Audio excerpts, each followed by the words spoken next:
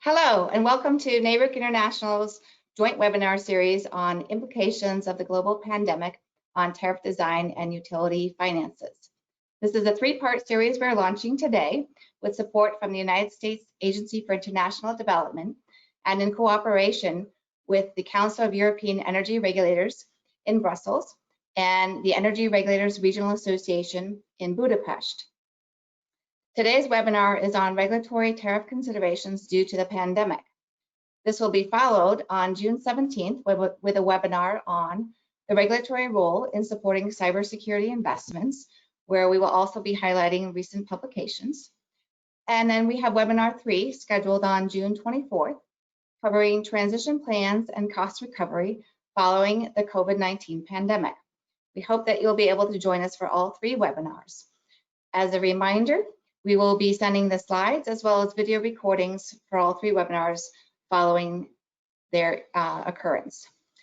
I'm Erin Hamill. I'm Director of International Programs at NARUC, and I'd like to just go through a couple of quick housekeeping remarks before we get started. As many of you know, NARUC is a nonprofit organization founded in 1889. Our members are the regulatory commissions in the 50 states and territories in the US, and we also have federal representatives who are our members. We have associate members in over 20 countries, and our member regulatory commissions cover electricity, natural gas, telecommunications, and water. What is NARUC International, you might ask? We are a grant-funded team dedicated to providing technical assistance to empower the global community of regulators to drive meaningful change in their energy sectors. USAID is a key funder in our programs, and we're delighted to co-host this webinar with them today. We've been implementing peer-to-peer partnerships and regional regulatory projects for more than 20 years, beginning with our collaborative work with energy regulators in the Europe and Eurasia region, which continues to this day. Currently, we partner with energy regulators in more than 40 countries in Europe and Eurasia, Asia, Latin America, and Africa. If you have any questions during the webinar, please feel free to use the chat box within the GoToWebinar panel to the side of your screen, and we will take those questions as they come in. We will have a general discussion at the end, and so if you'd like to target a question to a specific person, you can do that within your question. Before proceeding, I should mention that the opinions expressed herein are those of the author and do not necessarily reflect the views of USAID or NARUC. We would like to thank the generosity of the American people for supporting this webinar. Let's take a minute and do a quick poll to see where our audience is from. We had over 900 people registered, so it'd be great to see what those stats look like.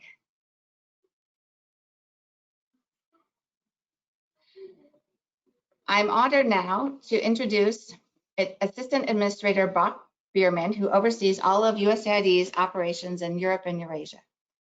During his time leading the Bureau, USAID designed and launched the Countering Malign Kremlin Influence Development Framework, which seeks to bolster the democratic resilience, independence, and self-reliance of countries throughout the region.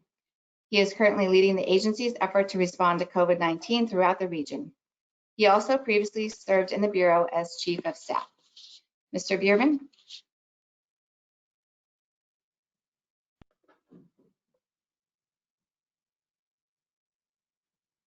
Hey, Erin, I'm looking, I think Brock actually lost connection, so we might have to move on to the next person until he can reconnect. Okay, we'll wait a minute and come back to him when he's able to reconnect. I'll go ahead now and introduce our facilitator for this webinar. We're excited to have once again Hisham Shweki to provide facilitation for today's webinar. Hisham joined NARUC in March 2019 and serves as the Principal Technical Advisor to NARUC's international programs. Prior to joining the NARUC team, Dr. Shweki was the Director of the Office of Federal Energy Advocate and the Director of the Forecasting and Market Monitoring Unit at the Public Utility Commission of Ohio. Many of you joining this webinar likely know Hisham in person through his work with our international programs and domestically as well. So Hisham, why don't we go ahead and get started with our first speaker, and we'll come back to Mr. Bierman as soon as we get him reconnected. Sounds good. Good morning, good afternoon, and for some of you, good evening. We are very excited about this webinar series The first is today, and that, as Adam mentioned, we have 2 that will follow the next 2 Wednesdays. As all of you know, the most important mission of a utility regulator is to ensure the provision of reliable utility service to citizens at reasonable rate. Of course, this would also require the utility service provider to be compensated fairly. The COVID-19 pandemic is an event that the majority of the world population has not experienced anything alike in their lifetime.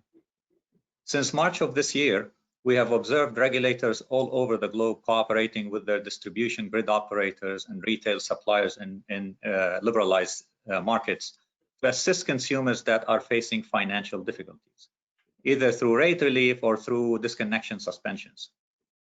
Such relief, however, may not be sustained in the long term. Regulators, with the cooperation of the utility service providers that are under their purview, will have to use some of their available regulatory tools and commence serious discussions through workshops, industry stakeholder meetings, regulatory proceedings to develop creative long-term solutions that ensure the financial stability of the utility service providers, while also ensuring that the citizens do not experience a significant increase in their utility service rates. We are fortunate today to have 3 regulatory experts that will share some of their thoughts on this matter with us. Due to the time limitation, I will briefly introduce each of them before their remarks. Now, the first of our speakers is Dr. Annegret Grobel. Dr. Grobel was elected President of the Council of European Energy Regulators in January of 2019. She is also currently the head of the International Coordination Section at the German Regulatory Authority for Telecommunication and Post. Hello? The floor is yours. Actually, I think that we have Mr. Bierman back, so I'm sorry to jump in. Let's go ahead. You want to have him first, yeah? Yes, Can you see yes. Let's me? go ahead with Mr. Bierman. Hold on, can you see me? We don't see you, but we can hear you. Yeah, so, well, I'm just trying to figure out how to make the camera go on from my iPhone. So I apologize, folks, but believe it or not, the utility company is right now outside of my house trying to make things better, right? I sent Steve a picture. I don't know if Steve Burns, if you're online, you can share that picture, but basically I'm calling from somewhat of a rural area in the United States where we don't have the same connections that some of the more urban areas have, and so they're actually getting us an upgrade in our phone systems and telecommunications. So at any rate, not a problem. Just go ahead. It's a pleasure to be here. I'm sorry that I can't see all of you. It's been a privilege to get a chance to address all of those in attendance, and thanks to Aaron. I hope this isn't too late, but I'll keep my remarks short.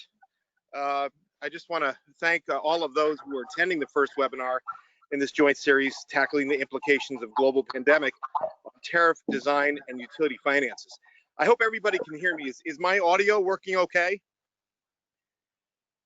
Yes. Okay, great. I'll continue. So look, obviously we're in unprecedented times, and we're all working together. In fact, there's never been a more important time that we work together. And I want to thank everyone on this call for participating, being a part of the solution, and actually working in their specific sectors to solve the problems that occurred during COVID-19, during this worldwide pandemic. The regulatory and utility sectors around the globe are facing extraordinary pressure as they seek to mitigate the impacts of this pandemic. And through this 3-part webinar series, regulatory experts will discuss innovative measures to look to provide support for consumers while avoiding long-term harm to the financial viability of utilities. Since the outbreak of the COVID-19, the United States government has been committed and will be continuing to commit to solving this worldwide pandemic. And we have already committed more than $1 billion in assistance around the world, aimed specifically at fighting the pandemic. But USA does deliver more than just funds. It delivers technical assistance, as you know, capacity building, and life-saving medications. For decades, the United States has been the world's largest provider of bilateral assistance in global health. This pandemic continues to impact our everyday lives, and these negative effects will be felt far into the future.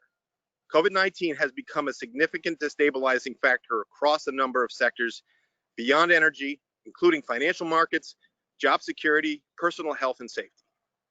In the name of public safety, security, and well-being, regulatory agencies must ensure that citizens maintain critical services such as electricity, gas, heat, and water. It is equally important to ensure that utilities are not placed in situations that will potentially harm their long-term economic viability. The regulators are vital to the coordination efforts between consumers and utilities. They are faced with critical responsibility to balance the needs of both. In response to the challenges, USAID is collaborating with our counterparts in the energy sector on both practices. Now more than ever, it's more important that we have these types of forums to share best practices on a global scale. We are constantly supporting panels that bring experts together to discuss the stability and utility operations under emergency scenarios. This support has been an ongoing priority for the EERA Bureau and will stand as a successful legacy to the people, to all of the people we're helping during this time of crisis. This is why this panel is so important, and I would like to just recognize NARUC, EERA, and SEER for convening this webinar of US and European regulatory experts to share their perspectives and expertise and experiences on the impact of COVID-19. During this session, our hope is that we can better understand how the pandemic will affect regulatory tariff conditions, such as payment deferrals and utility cost recovery, and how to mitigate those tensions during this crisis. We know that the tensions will arise between suppliers and utilities as the growing number of customers default on their utility bills, and that is why it's never been more important to understand better ways to address the problem. By sharing our knowledge and experiences, we can help build consistent and reliable policies that help everyone. And finally, I am aware that we have attendees from around the world on today's discussion, but please permit me to speak for a moment about the Europe and Eurasia region, where I specifically work and cover in my bureau. For more than 30 years, USAID has supported the institutional development of energy regulators in the region, bolstering their autonomy and the technical capacities of their staffs through the important collaboration with the very people attending this webinar. It's times of crisis, the results of our combined, in times of these crises, it's our combined efforts that are even more important. Together, we are helping prepare the region to respond and recover from this pandemic. Please accept my sincere compliments for taking a proactive step during these difficult times. Your work is a credit to our long collaboration, to your agencies, and to your countries. I look forward to seeing you all again in a personal capacity once the travel restrictions have been lifted. As I've said before, the world is depending on you to keep the power flowing to hospitals, essential businesses, and homes.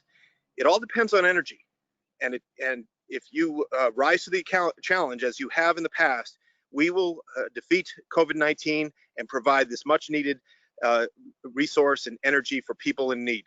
With that, I offer my many thanks to all of our presenters as well as our attendees. USAID plans to continue with these events on a regular basis and with our partners throughout this webinar series and beyond. And I look forward to addressing you again. And I'm going to turn it back over to Aaron, and thank you again. I'm sorry for the technical difficulties this morning, but again, the utility companies are working day and night to solve these problems and provide better services. And I'm a prime example of that.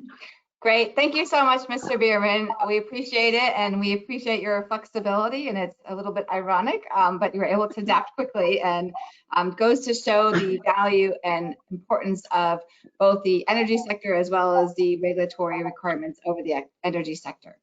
So with that, we'll go ahead and proceed with Annegret, please. Okay, many thanks also for having me here, and I would like to add to the previous speakers. I think a lot has been said, and I would like to give a European perspective from the Council of European Energy Regulators. And we can go to the first slide, please. Yeah, thank you. So let's say the short-term reaction, I think, was similar in most countries, even so there were at different moments in time. Some governments took emergency measures like lockdowns, etc., confinement rules immediately. Others waited a little bit. But in the end, at least in Europe, and I think in the majority of countries worldwide, there was a lockdown, and that meant mainly that everybody had to switch to teleworking, and regulators, as well as the utilities, the service providers, and of course also the consumers, started working from home. And of course, while I think, as we see here in our webinar, everything works much better than maybe expected, and everybody is also saying that we will have more virtual meetings in the future, and I think that is indeed a lesson. Still, of course, the work, I think, in the end is slowed down, and we will have to, let's say, catch up also on a number of issues which are probably now pushed back a little bit, and I will come back to this in a moment. So in terms of what did we do, for example, this is now an example taken from Germany, that to ensure that operators, that utilities could go out and could do the necessary maintenance work and ensure that the grid is stable as well as reliable. For example, we ensured that all the staff of the DSOs, TSOs, and the generators that they got permits to be able to go to their stations and do any sort of repair that needed to be done in order to keep the grid going. So let's say this was some of the immediate reaction that we tried to do to facilitate, at least not block anything, that operators had free access to their grid. And on the other side, the utilities, they also activated their emergency plans, mainly also starting to work in shifts. But also some of them, they even put their workers near the big centers, so that they would be available any minute that there would be a need to repair something, or to do any other thing of maintaining the grid. With this, we can look at the next slide. So that's immediately, let's say, what we had seen. Thank you. And now some observations. So what we saw is, of course, due to the drop in demand, wholesale prices dropped quite considerably. And that, of course, also has an impact on the financial viability of not of operators, but maybe of suppliers, depending on the price mechanism. What we also see, and that I think is a very, let's say, positive outcome, is that the crisis showed that the diversification and integration, as well as sustainability of energy production in the form of renewable sources, is important, and is, let's say, stabilizing the system. So in spite of what was often said, that renewables with their high volatility would pose a risk to the stability of the system, we would see that the opposite is true. And in some countries, among this also Germany, we saw days where we had 100% energy produced from renewables, and on average the share of renewables increased over this time of confinement, which I think is a very good sign that they are now fully started to get fully integrated and play their part in the energy system, and pay a contribution, pay a better part, let's say a better positive part. And of course, this also has a positive impact on the global climate goals. And we see nearly across the EU and across and worldwide a considerable reduction in CO2 emissions. And I think that is also something that we need to, let's say, to keep in mind. that it is possible. I think that is one of the lessons that we saw, that this is possible, and that this shows that the transition towards a clean energy system is being pushed ahead, and we should probably seize the moment to accelerate the transition further. Even so, this might now sound like a very big jump ahead. I would say that it is better to seize the moment rather, and to see that we can move forward in this direction and on that path. And we in CER call this the dynamic regulation, which basically means having a flexible and agile regulation that adapts quickly to the developments. But of course, it is still based on the fundamental best practice regulatory principles, so that all that we are doing is predictable. And I think that is one of the messages I would like to make, that on the one side, regulators should adjust faster to the new situations, so should find ways to solve certain problems that occur now after the measures, the confinement measures are lifted.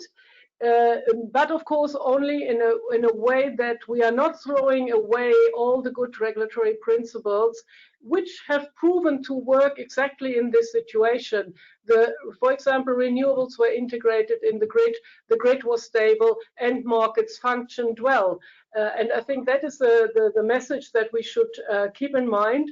So let's say, not forgetting about the main principles, but becoming more flexible or faster in the sense to adjust according to the needs of the developments in the market that were shown by the crisis, and I think that is important here, because this mixture then enables the whole sector, the whole system to remain stable and strong. And of course, everyone the utilities as well as the operators as well as the regulators play their part and have to play their part here, following the governance and the regulatory framework that works well.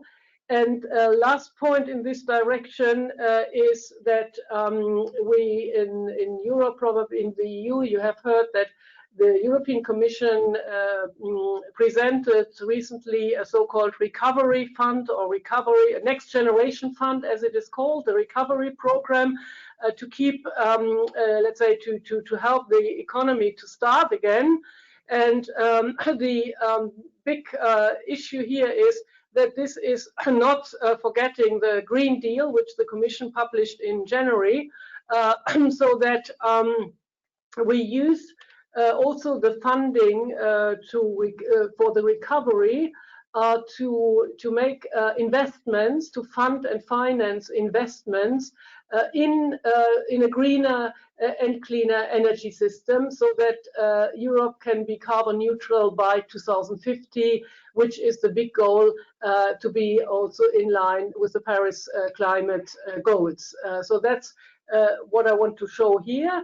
And I know I'm probably running over time, so I will go quickly through the next slide to highlight some aspects regarding the tariffs. CR just recently published a paper on distribution tariffs, so where we look into issues on what are the changes that are necessary in terms of tariff structure and tariff cost allocation, given that we have a much more flexible energy system, and that on the distribution level in particular, we have important new demand side from electric vehicles, which of course also can be beneficial to the grid.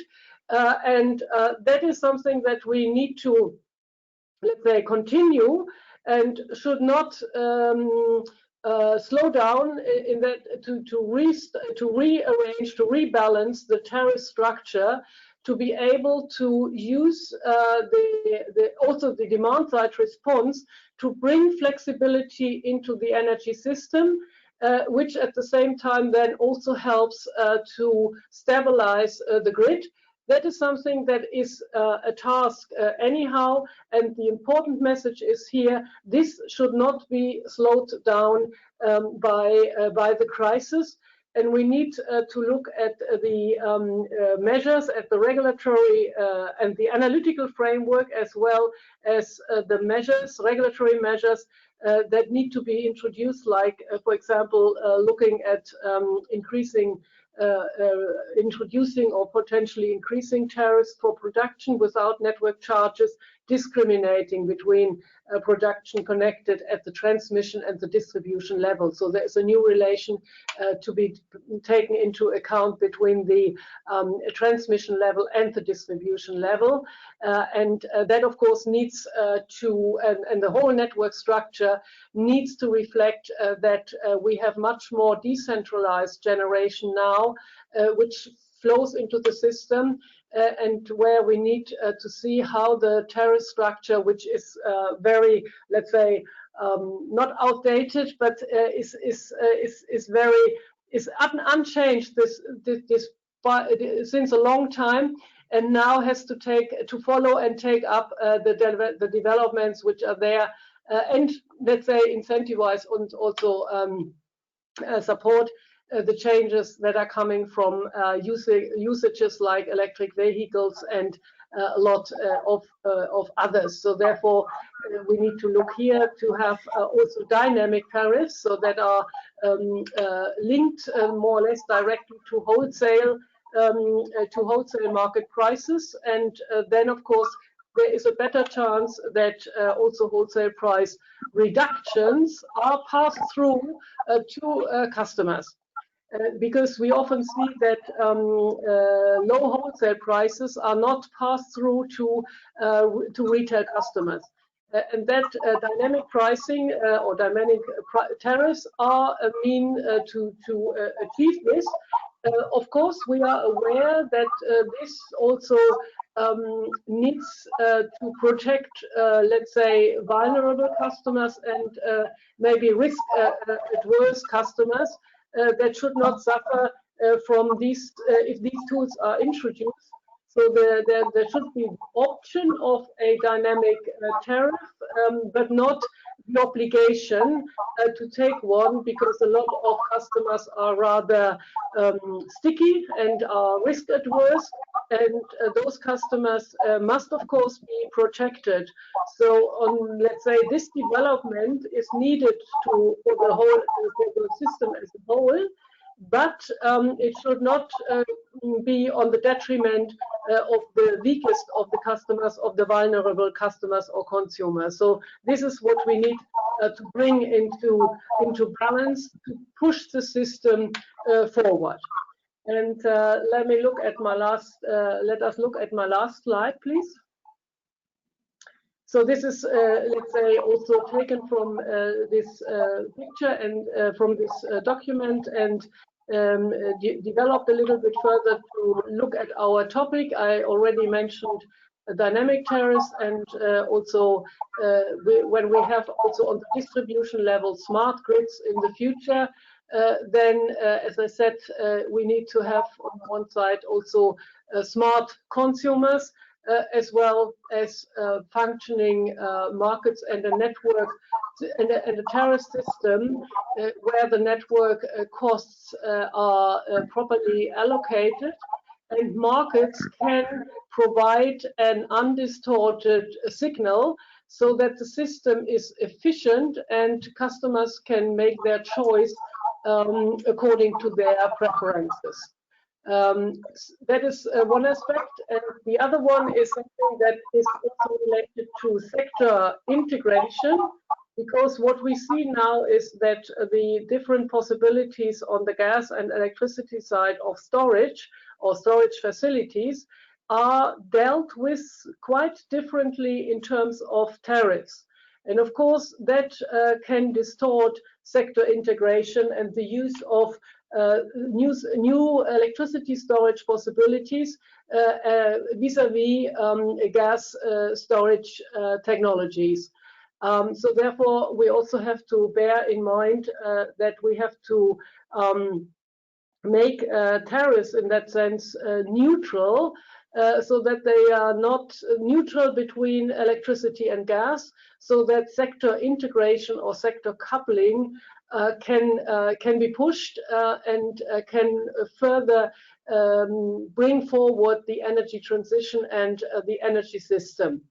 Therefore, that is something that we look at, and I mentioned already the importance of reflecting new usages like electric vehicles in an efficient tariff structure to ensure also an efficient usage of the grid. So these are some aspects that are already developed in the report, but there are also some open questions. And what we are looking now, and that is, let's say, my final conclusion, what we want to look at now is what are the effects of the long-term effects of COVID. We have seen already that, as was mentioned previously, that some of the short-term measures like the protection against termination or cut off of customers even if they don't pay the bill has unintended consequences for the viability, for the financial viability for some suppliers.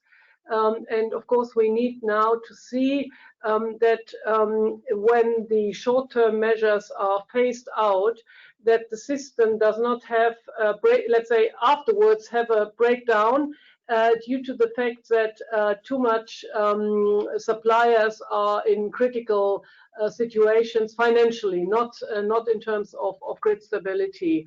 So we have to see how can we manage the transition towards what I called here the new normal, and what do we have to consider in terms of adjusting the regulatory model or the regulatory, not framework, but the regulatory measures to take into account the situation, and that let's say the parameters of the model might have changed considerably.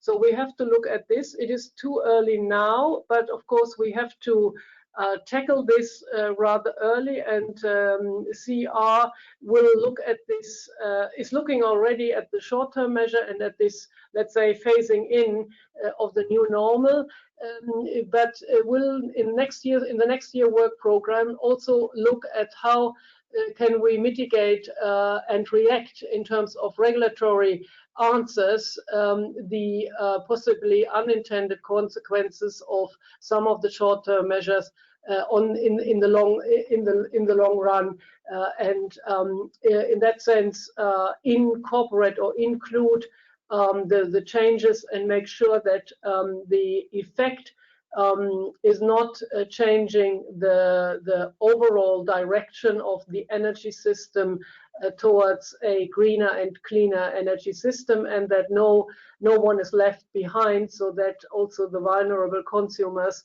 can profit in the end from having a new system. So that is, let's say, the mixture that we have, or the different layers of challenges that we need to address. Pushing forward the energy transition with our energy regulation, not slowing it down due to the crisis, mitigate the effects of the crisis, looking at new regulatory answers where necessary, but also being aware of the fact that we have a stable, a very stable system in terms of regulatory principles, which have proven to work in the crisis. So we should not, let's say, throw out these principles, but integrate, rather adjust them to integrate and to develop the system further in the same direction, taking into account the effects of the crisis. So with this, I would like to close, and I thank you for your attention, and I'm looking forward very much to our discussion. Thank you. Thank you, Annegret. Before we start, let's with the second speaker, let's put a polling question here. Do you have processes, rules in your country or state that address retail supplier default? Annegret was talking about the financial difficulties that suppliers may face in the future. So just a yes or a no. I will pause just for a second.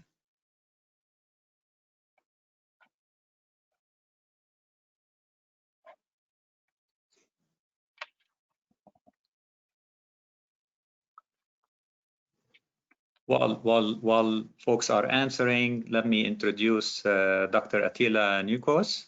Dr. Nykos is currently the Vice President of International Affairs at the Hungarian Energy and Public Utility Regulatory Authority.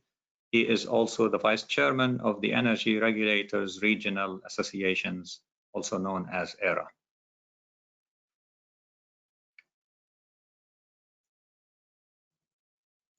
We can remove now and let's look at the results. Okay, so 63% have some kind of a process to address supplier default. All right, thank you. Dr. Attila, the floor is yours. Thank you very much, Shem.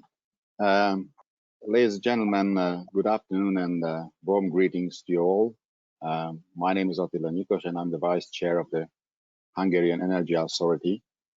And I would like to extend my thanks to NERUC staff for organizing this webinar, for regulatory bodies from NERUC, EERA, and CR. And I'm also very glad that I could be a panelist on that event. Just a few words about EERA. EERA is a voluntary organization of independent energy regulators. It was founded just exactly 20 years ago. Our anniversary will be in December 11th in Budapest. It will be a great event. Hopefully, it will be a great event, a physical event. And today we got 43 member organizations with a geographically very diverse membership that is extending to five continents now.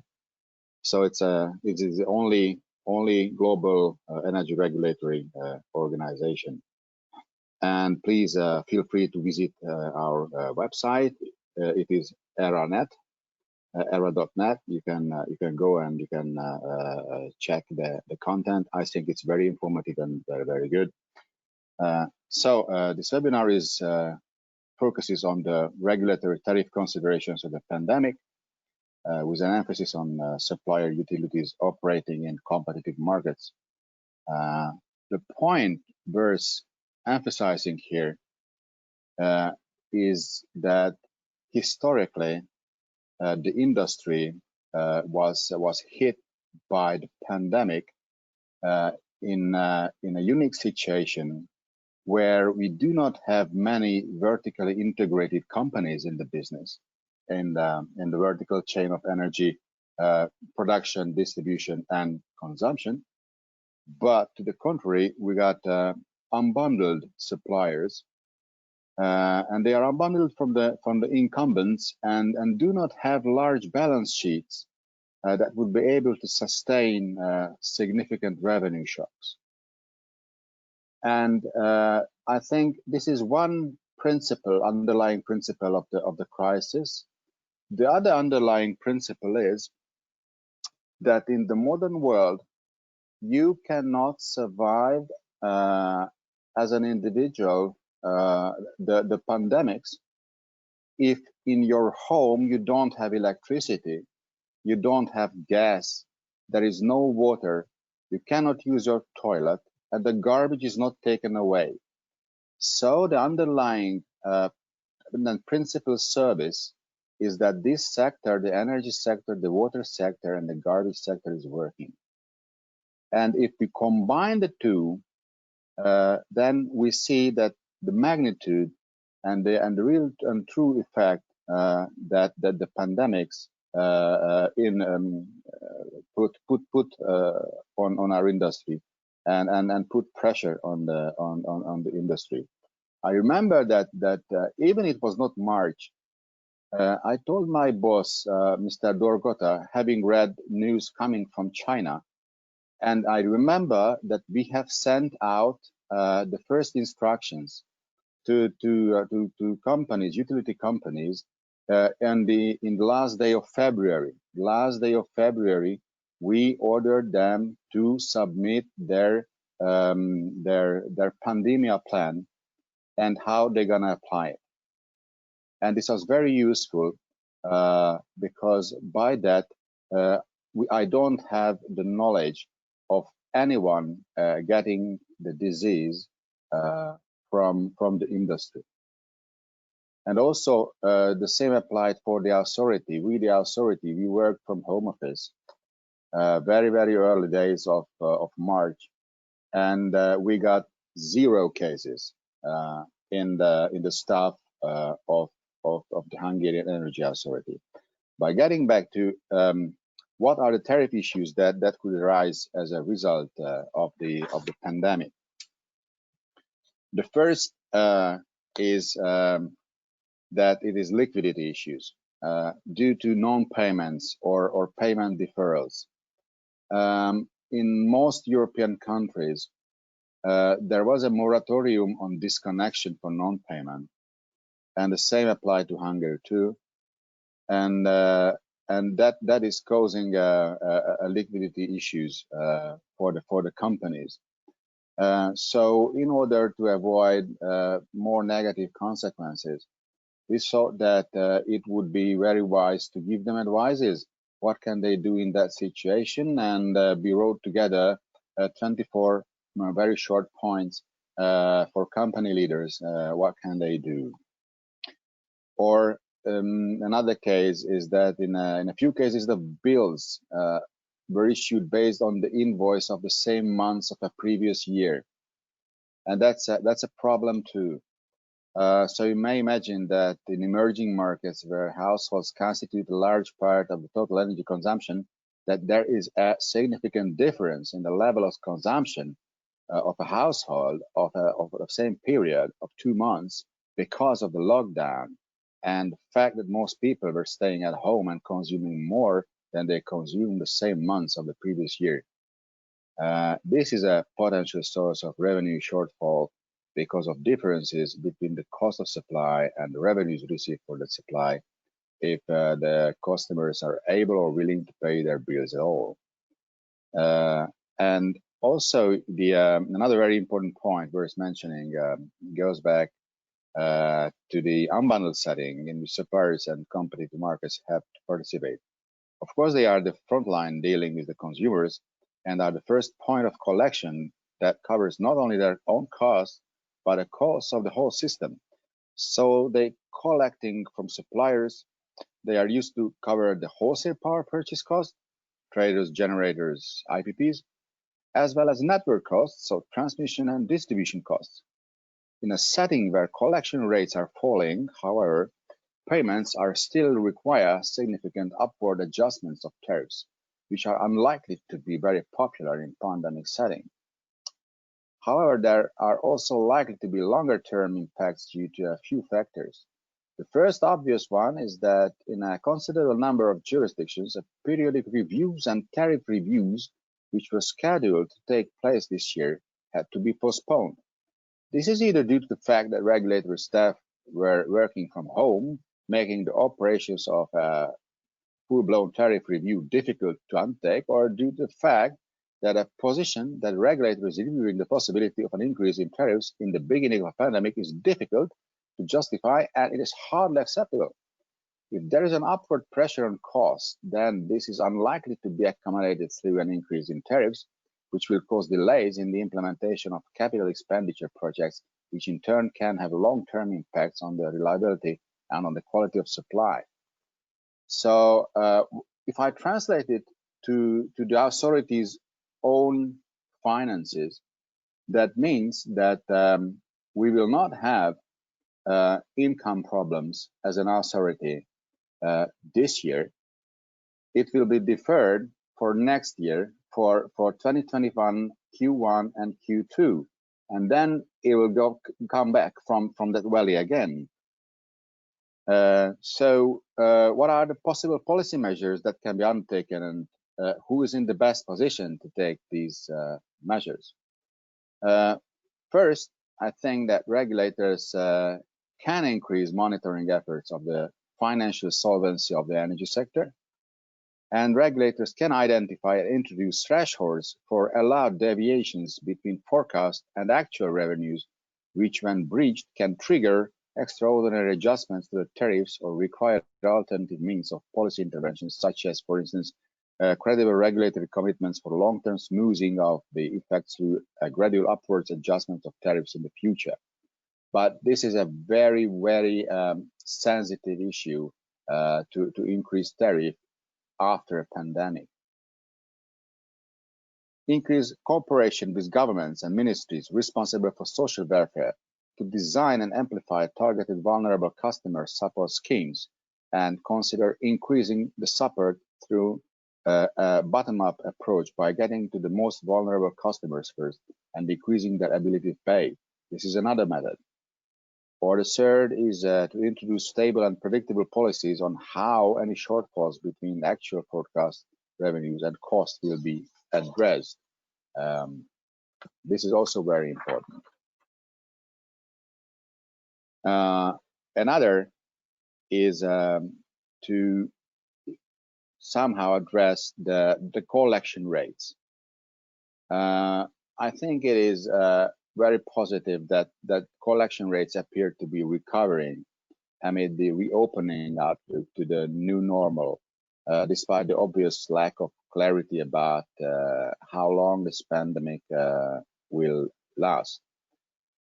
So this was a brief overview of the immediate and short-term effects of the pandemic, and they are mostly related to the cash flow constraints to arise from the obligation to supply customers during a period of lower than expected collection rates, installment-based payments, or differences between estimated and actual volume of supply due to unmetered billing. A very special point on unmetered billing. In Hungary, there was an extraordinary legal order, law and order introduced for the pandemics. That means that temporarily the parliament's powers were replaced by the government's powers, so the government could make act of parliament if it was in the theme of the pandemics. So in scope it was limited, and in fact it was limited, and it had to focus on the pandemics. But the good thing in it was that it could have been done, everything could have been done very quickly. So on the metering thing, normally the utility company's worker would come out in Hungary to your flat, look at the electric meter, the gas meter, the water meter, and then he would type it into his computer, and this is the basis of your bill. And it was replaced on our own suggestion, the authority's suggestion, that the consumer takes a photo with his smartphone of the meter and sends it directly to the utility company. So it is also a credible way of metered billing. And there was also another measure, is that payment, if you pay your bill with a credit card, then formerly over 5,000 forints, which is 20 euro, you had to type in your PIN code. But contactless payment threshold level was raised to 3 times of that, to 60, 70 euro, 60 euro. That you could do it quicker without actual physical contact with even the typing PIN pad at the post office. So this was also something that was for the safety of the people. I think what I'm most proud of is that we set together 24 points for the industry that we shared with the industry that what advices we would give to them. If I got the time, I would read. It's in Hungarian, but I promise that I'm going to translate it into English and share with you later on, and to share with Nehru. But I just want to give you an idea what was in it. So there were suggestions on behalf of the regulator, like number one is that it is addressed to the director of a company and saying that what other primary financial tools do you have? Can you use like issuing bonds or convertible securities or other financial guarantees? Number two, do you copy the constant change of your business environment? How is the consumption is shrinking? Is it temporary? Is it permanent? Is it the sign of a constant recession? How do you evaluate it? Number three, do you follow the internal costs of your company? How prudently do you deal with the internal costs of your company? Number four, if it is possible, make a contract with bigger, larger industry consumers about the adjustment of offer and needs. Number five, to introduce voluntary confinement of consumption. Is it possible to do it, or to supervise the variable costs of your company? For example, travel costs, or deferral of meetings, or stop engaging more working labor force, or to how to reduce cost of education temporarily. Number six, it is to use more the smart meters, because by that you can also have a better idea of what are the consumer's habits and the matrix of that habit, so you can adjust your services to that. Number seven, there are within your company that you have to do regular repairs. Think of the repairs that you can defer to other times. What you absolutely have to do now, and what can you do later on? Number eight, to prepare a cash flow plan for your company, because cash flow will be the key in these times for your company. This means the number one risk, or the number one risk to your company.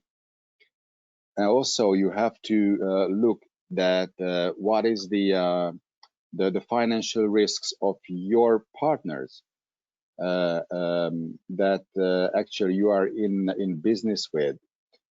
Special focus given to the overseas partners, if they can pay to you or they cannot pay to you, or when and how can they pay to you. This is very important. Number 10, yeah, I think it's to make a scenarios, kind of a plans for the liquidity of your company for a certain time frame in time. Or number 11, think over your stocking policies. That how much stocks you keep from spare parts and from things like that, or to accumulate strategic reserves. How are you doing it, and what's the relationship between your strategic stocks and your cash flow? Number 12, look at the jobs that were outsourced, because mostly this could be reversed back to your company, and it is always this time it will be cheaper to stop outsourcing your jobs and your work and get it back to your own company.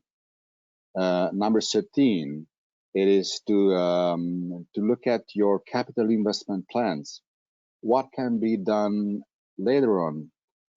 What helps you to recover from the pandemic? How can you get into a better competitive position? If you look at your capital investment plans. Dr. Nikos? Yes, sorry. I think it's probably prudent right now to just try to give Chairman Phillips sorry. some time. No, that's okay. We are very interested in that list of 24 that you have. I mean, we would really appreciate if you can send us a translation to it, because it's part of. Yes. I'll do that. I'll do that. So let's conclude the talk, and then we would really appreciate if you can translate it and send it to NAROC so that we can circulate. Yes. Okay. So all in all, I think that the most challenging part for us was that fog of war, that you don't know what is happening exactly in the pandemic. And it is a challenge to make a stable policy for regulators, and I think that in that situation, quick knowledge sharing and knowing that what worked and what didn't work in different jurisdictions is of a great help. And this is why this webinar is very important, because here the officers or the public servants in the state service can share their experience with the industry, and we can learn from each other a great deal. I think that is the biggest thing. Thank you. Absolutely. Thank you very much. Christina, if you can put the third polling question, which is your in your country, who does the billing and collection for the electric and natural gas utility services? Is it the retail supplier, the distribution utility, or other independent entity? While you guys are answering the question, I'm going to introduce our third speaker, Chairman Phillips, Chairman Willie Phillips. Chairman Phillips was appointed to the Public Service Commission of the District of Columbia by Mayor Vincent Gray in 2014 and was reappointed by Mayor Bowser to serve as chairman in 2018. He currently serves on the NAROC Board of Directors and on the Board of Directors of the Organization of PJM States, known as OPSI. Once the results are posted, Chairman Phillips, the floor is yours. Okay, so the distribution utilities are more the ones who 60% of the participants have the distribution utility that does their billing and collection. All right, Chairman Phillips. Hello, everybody. I want to just begin, if I could, and just take a moment to recognize the extraordinary moment that we're in right now with everything that's happening in the world. And I won't say much else about that, but I do want to I want to remark upon something that Brooks said. He talked about how the telecommunications company was outside his home, is having a little bit of trouble. I think that we all woke up during the COVID-19 pandemic and we realized that there were things that we had taken for granted, that we were all working from home, educating our children from home, and we realized that there were institutions that we thought would always be there. And we realized that they really are important. We realize that leadership matters, and that government matters, among other things that matter deeply. And so if there's nothing else that we take away from COVID-19, I hope that it's never said again that government doesn't have an important role, that leadership doesn't have an important role. I think about some of the political and economic events that have shaped the regulatory environment that we're in. And I'll tell you, this one feels different to me. I think, when I think about these events, 2008 financial crisis comes to mind. but this is different. 9/11 is another one that comes to mind, but it's similar in a way that we knew after these events that the world would never be the same. And I think that even though we don't know right away what the long-term impacts will be of COVID, we know that we will regulate our utilities differently going forward. DC, like many jurisdictions, have seen a sharp economic impact for COVID-19. We've seen massive unemployments, loss of business revenue, as well as tax revenue have impacted our jurisdiction. As a regulator, we know that these issues are not unfamiliar. It's still the public interest standard that drives our work. We still have to balance the need of customers with the need of the utilities to make sure that they're financially viable and stable. Some of the questions that I'm dealing with right now is really just customer affordability. Can customers even pay their bills? And how many and for how long?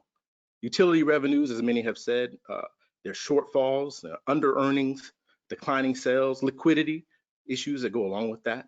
The question that we're here to talk about, I think, is why and how can tariffs help with this situation? I polled my staff on this issue, as I like to do, and I got a question back to me that stuck with me.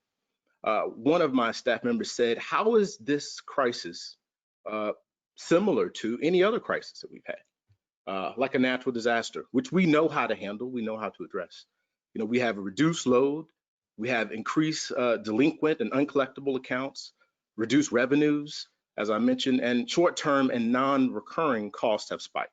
These are all characteristics that are similar to like a hurricane or earthquake or something like that. The difference is, and this is what I said to my staff, is that it's as though the United States, the whole entire United States, and indeed the globe, it's experiencing this disaster at the same time. And so jurisdictions are looking for unique ways to address this really unusual and unprecedented time. The good news, Moody's has been quoted as saying, for now, we expect state regulatory commissions to continue to provide a broad suite of timely cost recovery mechanisms and to address current challenges like lost revenue and incremental expenses. But we can all agree that right now, customer relief and support has never been more important. I want to applaud the DC Council and our mayor for taking swift action. On March 17th, they approved an emergency legislation that required companies to implement a moratorium on disconnections that included payment plans for up to 1 year, the waiver of late fees and penalties for non-payment, as well as the suspension of reporting to credit agencies. That was important. It was a good first step. The DC Public Service Commission went a step further. We authorized a regulatory asset treatment for COVID-related expenses. And the way that works is that our utilities are required to track those COVID-related expenses in a special account. And then at a later date, at a base rate case, the company will be able to have a prudency review and recover those prudent costs. Moving along quickly, we were lucky in DC to have many helpful tariffs in place when COVID-19 hit. We have a robust system of low-income assistance programs for all the utilities. We actually implemented last year a senior citizen disabled resident discount tariff. This is a tariff that's automatically applied to your bill if you qualify. You're 65 years or older. We have an arrears management program similar to Massachusetts and Ohio, other jurisdictions. Energy efficiency programs. We all know that the cheapest megawatt is the one that you don't use.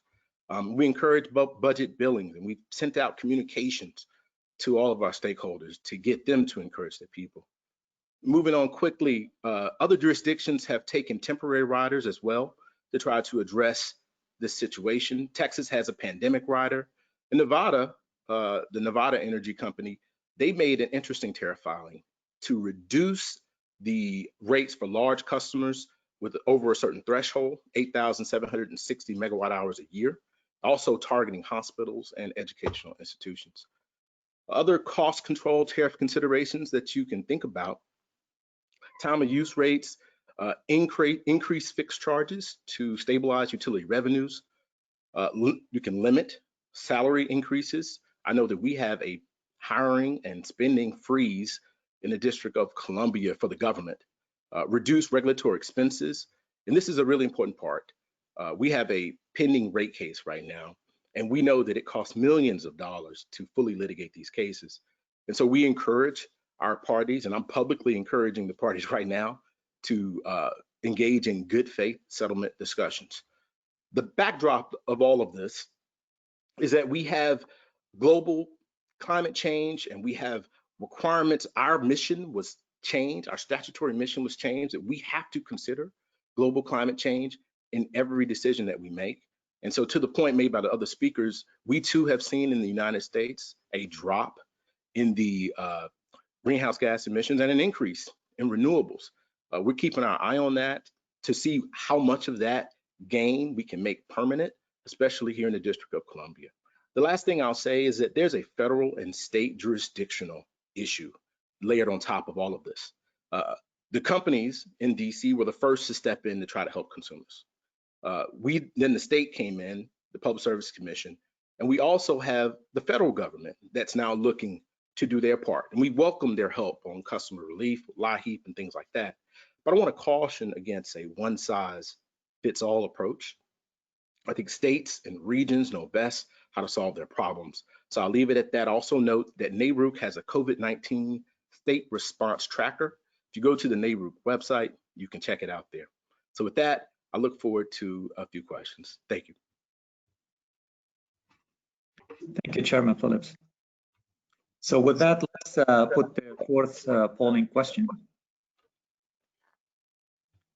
In your country or jurisdiction, is a distribution utility able to recover bad debt on collectibles through a rider that gets adjusted annually?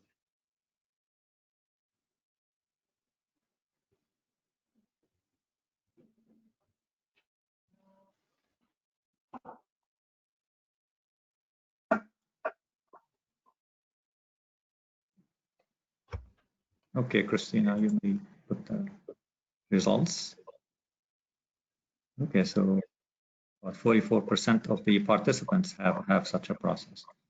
Okay, if we can now have all the speakers appear, but with the mute on. And I will read some of the questions that,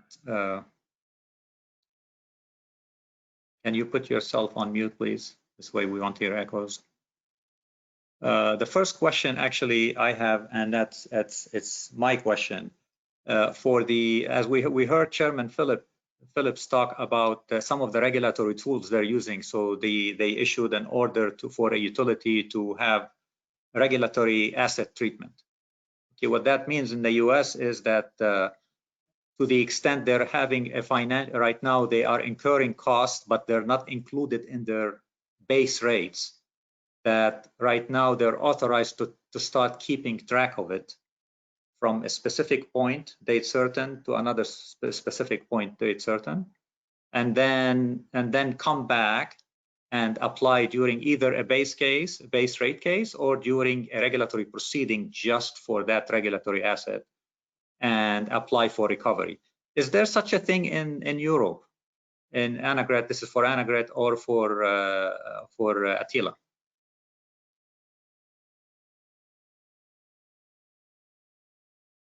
I listened very attentively to this proposal, which is a possibility to deal with it. To my knowledge, no one has yet included it acted so swiftly, included it in the regulatory asset base. I know that I think NRAs are looking into this, but I haven't heard yet of anyone who has actually done it. So we will certainly, and that already is something I learned today, look into this and see whether this is something that can be, let's say, transferred. We have already committed last year when we published our strategy, our 3D strategy, that NRAs shall when they review their tariffs, they shall look at issues like increasing flexibility, etc. At that time, of course, no one could predict whether this would be required also for COVID or for crisis-related costs. But there is a general commitment. So when you open the tariffs, to look into this. So that may be the difference now, because the process, usually the tariff and rates processes are quite complicated, so you wouldn't touch upon it unless it is absolutely necessary, and usually you touch upon it only when the review is due anyhow. So what the question now would be, should we reopen in between, or is it still enough to look into this issue and to check whether it can be included in the regulatory asset base when the next regular review is due? Yeah, so that could be an issue. But certainly we take this. I take this with me and discuss it with colleagues. So thanks a lot for the idea, and also for having it already implemented. We are not so fast here. Thank you. Would you like to add anything? Similar European country, right? Same tools. All right. So let's read some of the questions from the participants. This could be for Annegret, could be actually for Chairman Phillips, or for Dr. Attila too. As customers-sided distributed energy resources grow, what is the impact on the regulator's jurisdiction? Do you see that changing given now with the current situation at all? Or would it even have an impact?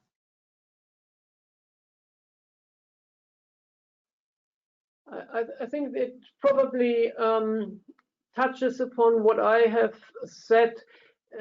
Let's say the first statement would be that we need to look, with or without COVID, we need to look at how to factor in the increasing amount of distributed generation and see how this can be adequately reflected in the cost, in the tariff structure.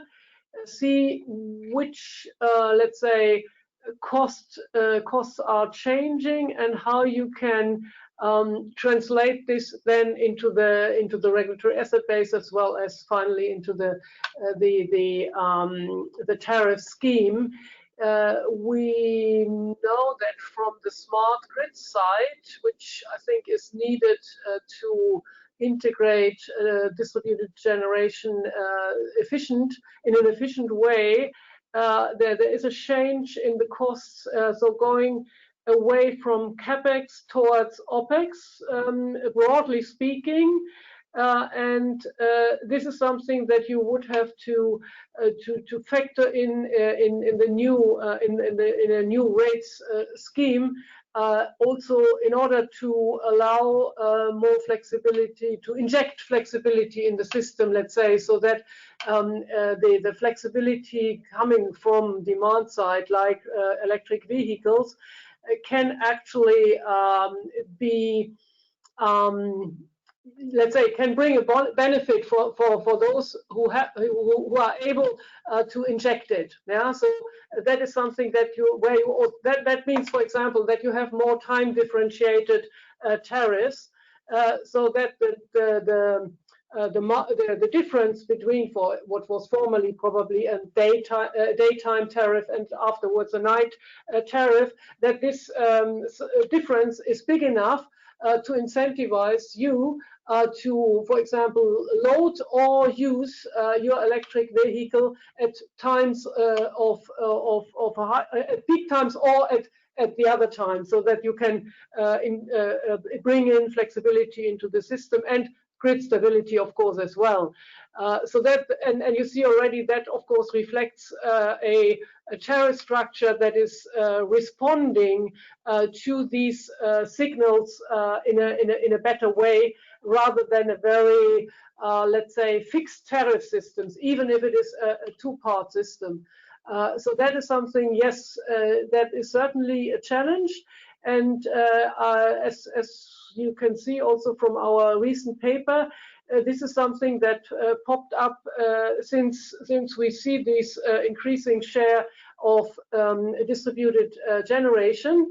And I would say this is not, this should not, let's say, the transition towards the new tariffs, towards a new tariff system, should not be delayed by COVID.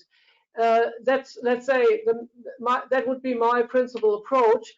But of course, I'm well aware that we have to see the changes that Attila described very well on the suppliers as well as on customers, on whether we can, let's say, stick to our plans, to our time in terms of timing, or whether we have to stretch it a bit, not to overload the market participants in a critical situation, in the sense that we would probably give make a regulatory measure at an inappropriate moment, thereby tipping off some of the players and let's say having unintended consequences. That's what I also meant when I said we have to see that we ensure that our package and our timing is right, so that we don't forget about the challenges that come from the energy transition, but that we are aware that the crisis has happened and may have to adjust the parameters of our models. That is probably where this is, let's say, falling into place, and that is something where the two sides then would come together. But in principle, there are the challenge of integrating distributed generation on the distribution level is there already without COVID, and my plea would be not to delay it, but be aware of the fact that it is a difficult situation, so that you have to make sure that your timing is very considered, is very considered, yeah, so that you're not to in the wrong direction. Thank you. Okay, thank you. Chairman Phillips, do you have anything to add? No, I won't have anything to add. Go ahead. I'll leave it to others. Let me ask another question that came up in several forms. It's on the supplier. In the US, generally, the distribution utilities, and there are probably special cases, are the ones who do the billing and collection for the mass customers. In Europe, it's the other way around.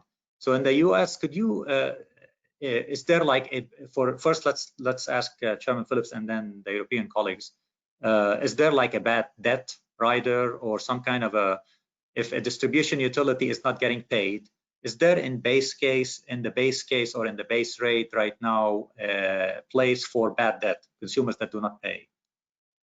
And then ask the same question for the Europeans, because in Europe, most of the billing happens by the supplier, not by the distribution utility. And then the supplier is the bad debt collector. So okay, if I can respond quickly, in DC, we have consolidated billing. We are a unbundled jurisdiction. So we have three buckets. We have generation, transmission, and distribution. The generation and transmission is really billed separately. So the debt is treated differently in DC. The generation and transmission is dealt with through our SOS market. And so there's an annual filing that's made, and the bad debt is collected through that administrative filing. With regard to distribution, that is separate, and we have the company just continues to track that amount, and then we actually annually or during a base rate case true up that amount to actually provide recovery. In Europe, yes, Dr. Nikos. Yeah, first, it's concerning your previous question about distributed generation and what effect COVID will have on it, because all of these are new phenomena, new technologies. And when the epidemic started, our origo and was that we got to keep the frequency stable. That means that this is utmost important for all electrical appliances, household appliances, and so on. But actually, to keep the frequency stability, whatever the price is.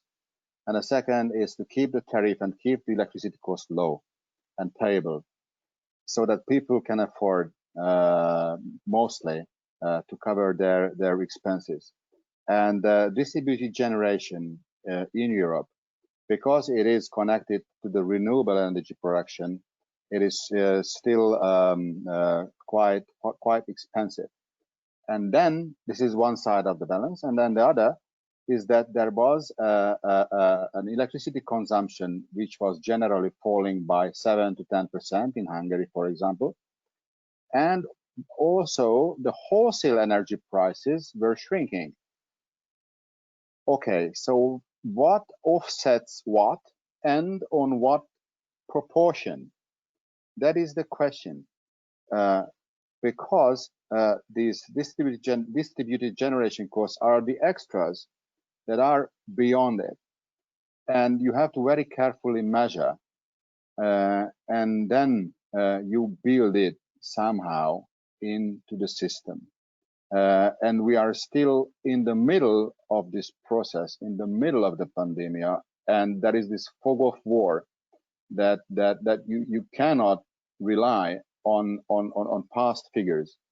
So it's quite unclear. I would rather wait and see. Okay, but yeah, thank you. Thank you. Before one question I want to ask, but before we ask that question, Christina, can you put the polling question that came and went very fast at the beginning about what region of the world you are from, the participants? Thank you. Let's give it just 30 seconds, and then while we're waiting for this, I can ask well, I mean, we have lots of other questions, but I want there's a question on the weighted average cost of capital. Is anyone considering right now, given the low interest rates, to do adjustments to the weighted average cost of capital so that consumers actually will, at the end of the day, we're going to go back and do a regulatory asset treatment of some sort that will be taken into account too, and then the cost savings also from the COVID-19, because there are cost savings in the, let's see, so it's mostly North America, some from Latin America, from Europe, 4% from the Middle East, and 7%. Oh, well, at least we're covering most of the continents here. All right, let's go back. So again, the question is about weighted average cost of capital. Is it going to be adjusted when, like, for example, Chairman Phillips, when they come in for regulatory asset, COVID-19 regulatory asset, will that be taken into account to at least to give consumers some relief?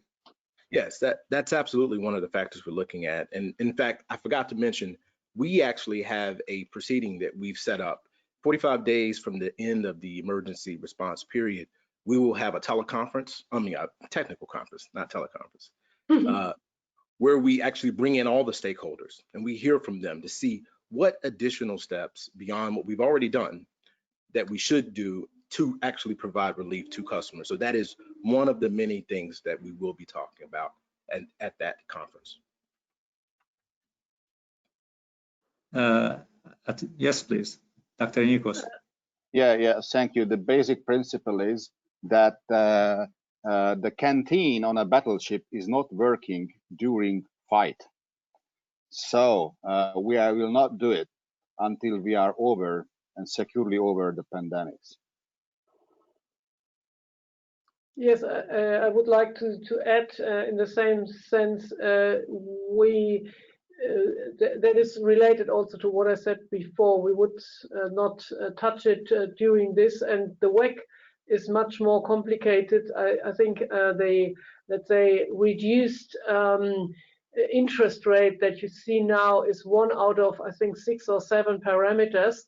And of course, it has an impact, but it certainly needs to, it is not clear right now whether this is ultimately the cost of capital would increase or well, decrease is unlikely, that's true, but they may also just stay the same. So it's much too early. If you take long-term time series with historic returns over 100 years, which you usually use for the WACC, for the equity risk premium in particular, then you have, let's say, something that levels out over 100 years. You have periods with 2 world wars. You have quite dramatic changes in some countries. And we will see in the next year, when we will see the next version of this data that we usually use for this, what is the impact in terms of this long-term time series, and then we can see how this impacts. But I would want to say, well, we factor this in quickly to give customers a relief, because there are 2 steps apart from the fact whether I don't know whether it really decreases the weighted average cost of capital overall. Yeah. And the second is this has, of course, I mean, we can touch upon it only on the network rates, and we don't know in how far they are channeled through then to customers in their retail prices. So there are several steps, and it is very, let's say, difficult to just say, okay, we because of the reduced rate of risk rate, we just reduce the WACC, and then this brings a benefit to the consumers. I would rather doubt it. I mean, the effect might be bigger on for the supplier, well, indirectly for the supplier side, if they have to pay less on the when they buy directly. But even there, I would have my doubts, and here I would be a bit more cautious with regard to factoring it into the regulatory. The second suggestion you made in terms of having a sort of COVID-19 asset. I think the COVID-19 has shown problems in terms of liquidity, but I doubt whether this is something that you would have in a longer term asset base. So if I understood Chairman Phillips correctly, it is some sort of short-term relief, but I'm not sure you would factor this in the longer term. You keep it in the regulatory asset base for longer. So, but that might be an interesting discussion here. But there I would have my doubt whether this is a way to adequately deal with the effects of COVID-19 on operators. Thank you. And I just want to clarify. That's exactly the type of discussion that we're going. Yeah. I don't want to imply that we're prejudging anything at this time. Yeah. Well, thank you. Unfortunately, at this time, we're going to have to conclude this webinar. Thank you for joining us. We appreciate your participation to this webinar. I wish we had more time. There are lots of questions I have not posed. We also especially thank our regulatory expert volunteers for taking the time out of their busy schedule during this very stressful period to keep us all updated on their agency's responses to COVID-19. Just a reminder, all registrants will receive a link to the webinar material and recording in the next day or 2. Thank you all. Be safe and be well. Thank you. Thank you. Thank you. Bye-bye. Bye.